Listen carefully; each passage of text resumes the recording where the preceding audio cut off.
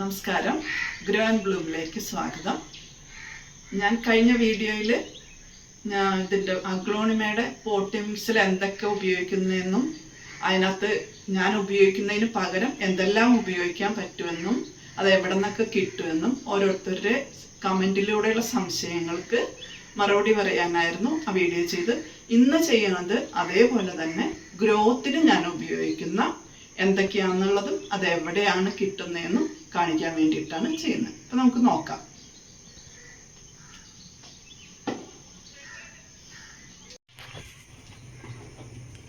അപ്പോൾ ഞാൻ ആദ്യം തൊട്ട് ഈ അഗ്ലോണിമ പ്ലാന്റ്സിന് ഉപയോഗിച്ചുകൊണ്ടിരുന്നത് ഓർക്കിഡിനൊക്കെ ഞാൻ ഗ്രോത്തിനുള്ള ഇത് മേടിച്ച് അത് തന്നെയാണ് ഞാൻ അഗ്ലോണിമയ്ക്കും ഉപയോഗിച്ചുകൊണ്ടിരുന്നത്. അതായത് NPK 25-10-15 റേഷ്യോയിലുള്ളായിരുന്നു ആദ്യമൊക്കെ ഞാൻ ഒഴിച്ചിരുന്നത്.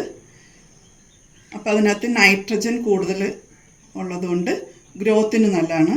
അതുകൊണ്ട് ഇതാണ് ഞാൻ ആദ്യം ഉപയോഗിച്ചുകൊണ്ടിരുന്നത്.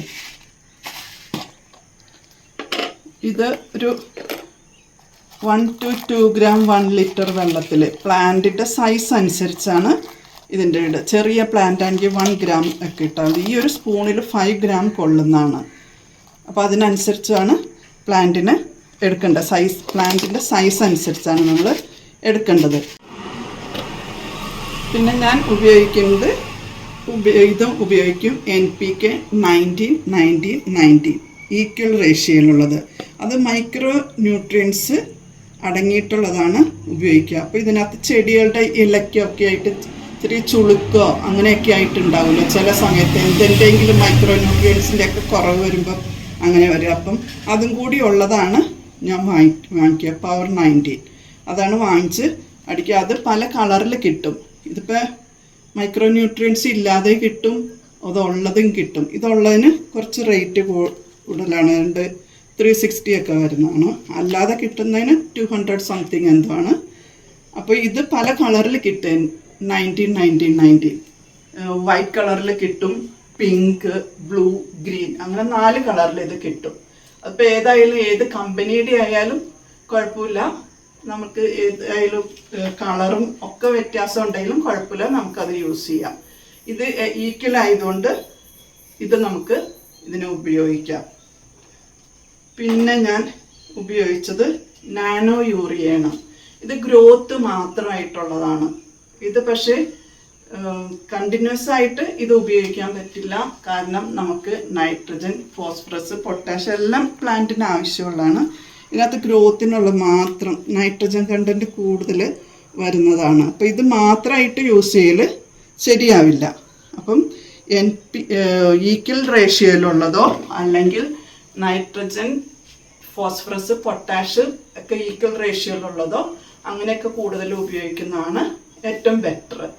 പിന്നെ ഞാൻ DAP ഉപയോഗിക്കും. അത് കൂടുതലും പ്ലാന്റ് നമുക്ക് കൂടുതൽ ആ ചട്ടിയിൽ നിറഞ്ഞ് പുതിയ പ്ലാന്റുകൾ വരാൻ വേണ്ടിയിട്ടാണ് ഞാൻ ഈ DAP ഉപയോഗിക്കുന്നത്. അത് ഏറ്റവും കുറച്ച് മാത്രമേ ഉപയോഗിക്കാൻ പാടുള്ളൂ. ഒരു 5-6 ബോൾ മാത്രം ഉപയോഗിക്കാം. ഇത് ഗ്രോത്തിനും നല്ലതാണ്. കൂടുതൽ പ്ലാന്റ് അതിനകത്ത് പുതിയ ഷൂട്ടുകൾ വരാനും ഒക്കെ ഇതിന് ഉപകരിക്കും. പിന്നെ പറയാനുള്ളത്, ഇത് നമ്മൾ ഇതെല്ലാം ഉപയോഗിക്കുമെങ്കിലും ഒരു കാരണവശാലും ഓരോ ദിവസം മാറി മാറി അടിക്കരുത്. ഏത് വളമാണോ നമ്മൾ ഉപയോഗിക്കുന്നത്, ഇന്ന് 19-19-19 ആണ് ഉപയോഗിക്കുന്നതെങ്കിൽ അടുത്ത ആഴ്ച ഈ 25-18 റേഷ്യോയിലുള്ളത്, 25-10-15 റേഷ്യോയിലുള്ളത് ഉപയോഗിക്കാം. പിന്നത്തെ ആഴ്ച വേറെ നാനോ ഉപയോഗിക്കാം. അങ്ങനെ മാറി മാറിയാണ് ഉപയോഗിക്കേണ്ടത്. എല്ലാ ആഴ്ചയിലും ഇത് ഓരോ ദിവസം മാറി മാറി ഒരു കാരണവശാലും ഉപയോഗിക്കരുത്. അടുത്തടുത്ത ദിവസങ്ങളിൽ ഓരോ ആഴ്ച മാറി മാറി ആണ് ഇത് നമ്മൾ ഉപയോഗിക്കുന്നത്. ഇതെല്ലാം ഞാൻ മേടിച്ചിട്ടുള്ളത് വളക്കടകളിൽ നിന്നാണ്. ഇത് മാത്രം എനിക്ക് ഓൺലൈനാണ് ഞാൻ മേടിച്ചത്. വളക്കടയിൽ ഞാനിത് ചോദിച്ചിട്ട് എനിക്ക് ഉണ്ടായിരുന്നില്ല. അപ്പോൾ ഇവിടെ നമ്മുടെ വളക്കടകളിൽ ഈ പറയുന്ന എല്ലാ വളങ്ങളും കിട്ടും. പിന്നെ മഴക്കാലത്ത് ഞാൻ ഉപയോഗിക്കണമെന്ന് പറഞ്ഞ് ഒരു പരിചയപ്പെടുത്തി ഞാൻ. ബാസാക്കോട്ട ഇതിലോ നൈട്രജൻ, ഫോസ്ഫറസ്, പൊട്ടാഷ് കണ്ടൻ്റ് ഉള്ളതാണ്. ഇതിപ്പോൾ ഞാൻ ഇത് തുറന്ന് വെച്ചതുകൊണ്ടാണ് ഇങ്ങനെ മോയിസ്റ്റ് ആയിട്ടിരിക്കുന്നത്. ഏത് വളവും നമ്മൾ അടച്ചു വെച്ച് സൂക്ഷിക്കണം, എന്നാലാണ്, അല്ലെങ്കിൽ ഇതൊക്കെ ഓടി മെൽറ്റായിട്ട് ഇതിൻ്റെ ഗുണം കുറച്ച് കുറഞ്ഞു പോകും. അത്രയേ ഉള്ളൂ. ഇത് മഴക്കാലത്ത് ഉപയോഗിക്കാൻ ഏറ്റവും ബെസ്റ്റ് ഇതാണ്. അതായത് നമ്മളെ ചട്ടിയിൽ ചെറിയൊരു കുഴി, നമ്മുടെ വിരൽ വെച്ചൊരു കുഴി ഉണ്ടാക്കിയിട്ട് അതിലിട്ട് കൊടുത്താൽ മതി. കുറച്ച് 4-5 മാസത്തേക്ക് നമുക്ക് വളമൊന്നും ചെയ്യേണ്ട ആവശ്യം വരില്ല. ഇത് അതിനകത്ത് കിടന്ന് സാവകാശം അത് പ്ലാന്റ് വലിച്ചെടുത്ത് അതിന് ഗ്രോത്ത് ഉണ്ടായിക്കോളൂ. ഇപ്പോൾ ഈ മഴയായിട്ട് ഞാനിപ്പോൾ ഒരു വളവും വേറെ ഒന്നും കൊടുത്തിട്ടില്ല, ഇത് മാത്രമേ ഞാൻ കൊടുത്തിട്ടുള്ളൂ. പിന്നെ ഇത് നമ്മൾ ഉപയോഗിക്കുമ്പോൾ ഏത് വളമായാലും ബാസാക്കോട്ട അല്ല DAP ഒഴിച്ച് വേറെ ഇത് വളങ്ങളെല്ലാം നമ്മൾ കൊടുക്കുന്നത് സ്പ്രേ ചെയ്ത് ഒരു സ്പ്രേ ബോട്ടിൽ എടുത്തിട്ട് അതിൻ്റെ അളവിനനുസരിച്ച് എടുത്തിട്ട് സ്പ്രേ ചെയ്ത് ഇലകളിൽ സ്പ്രേ ചെയ്ത് കൊടുക്കുമ്പോഴാണ് ഇതിന് കൂടുതൽ ഗ്രോത്ത് കാണിക്കുന്നത്. ഇടയ്ക്ക് ചൂട്ടിൽ ഒഴിച്ചു കൊടുക്കാം, പക്ഷെ കൂടുതൽ ഫലപ്രദം ഇതിൻ്റെ ഇലകളിൽ ഇടയ്ക്കൊക്കെ ആയിട്ട് ഒഴിച്ചു കൊടുക്കുന്നതാണ് കൂടുതൽ. ചെടിക്ക് കൂടുതൽ വലിച്ചെടുക്കാനായിട്ട് അത് ചെടിക്ക് ഉപയോഗപ്രദമാകുന്നതും സ്പ്രേ ചെയ്യുന്നതാണ് കൂടുതൽ അനുഭവത്തിൽ തോന്നുന്നത്. ഇലകൾ ഇങ്ങനെ നല്ല ഗ്രോത്തായിട്ട് കാണിക്കാനും ഒക്കെ ആയിട്ട് ഇങ്ങനെ നമ്മൾ ഇലകളിൽ ചെയ്യുമ്പോഴാണ് കൂടുതൽ. നമ്മൾ ചെറിയ ക്ലാസ്സിലൊക്കെ പഠിച്ചിട്ടുണ്ടല്ലോ, ഇങ്ങനെ സൂര്യപ്രകാശത്തിൽ ഇതിൻ്റെ ഭക്ഷണം പാകം ചെയ്യുന്നു അങ്ങനെയൊക്കെ. അതുകൊണ്ട് രാവിലെ സമയത്ത്, വൈകുന്നേര സമയത്ത് ഒഴിക്കാൻ നിൽക്കരുത്, രാവിലെ ഉച്ചയ്ക്കൊക്കെ ആയിട്ട് സ്പ്രേ ചെയ്ത് കൊടുത്താൽ നമ്മൾ ഈ ഒഴിച്ചു കൊടുക്കുന്ന സ്പ്രേ ചെയ്ത് കൊടുക്കുന്ന വളം ഈ ചെടികൾക്ക് കൂടുതൽ ആഗിരണം ചെയ്യാൻ പറ്റും. അങ്ങനെ നമുക്ക് ചെടികളിൽ കൂടുതൽ ഗ്രോത്ത് കാണിക്കും. ഇടയ്ക്ക് ചുവട്ടിൽ ഒഴിച്ചു കൊടുക്കാം. ഒരു കാരണവശാലും എല്ലാ വളങ്ങളും ഒറ്റ ആഴ്ച തന്നെ ഒഴിച്ച് തീർക്കരുത്. ഒരാഴ്ച ഒരു വളമാണെങ്കിൽ അടുത്ത ആഴ്ച അടുത്ത വളം, അങ്ങനെ നമുക്ക് മാറി മാറി ഒഴിക്കാം. അപ്പോൾ ഒന്നിൽ നിന്ന് കിട്ടാത്തത് അടുത്ത ആഴ്ച അടുത്ത വളത്തിൽ നിന്നും കിട്ടും. അങ്ങനെ മാറി മാറി ഒഴിച്ചു കൊടുത്ത് നമുക്ക് അഗ്ലോണിമ പ്ലാന്റ്സ് നല്ല ഗ്രോത്തായിട്ട് വളർത്തിയെടുക്കാൻ പറ്റും. പിന്നെ ചാണകം യൂസ് ചെയ്യുന്നത്, അത് ഞാൻ മനസ്സിലാക്കിയിട്ടുള്ളത് ചാണകത്തിൽ നൈട്രജൻ്റെ കണ്ടന്റ് കൂടുതലായതുകൊണ്ട് ഇലകളുടെ കളറ് കുറയുന്നു എന്നുള്ളതാണ് ഞാൻ പലരുടെ വീഡിയോയിൽ കണ്ടിട്ടുള്ളതും മനസ്സിലാക്കിയിട്ടുള്ളതും. അങ്ങനെ ഈ കളറുകൾ കുറയും, ഗ്രീൻ ഷെയ്ഡിലേക്ക് കൂടുതൽ പോകും.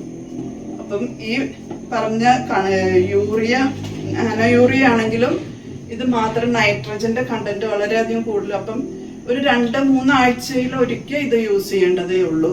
ഇത് ചെറിയ പ്ലാന്റുകൾക്ക്, അതായത് സീഡ്ലിംഗ് പ്ലാന്റ്സിനാണ് ഇത് കൂടുതലും യൂസ് ചെയ്യുക.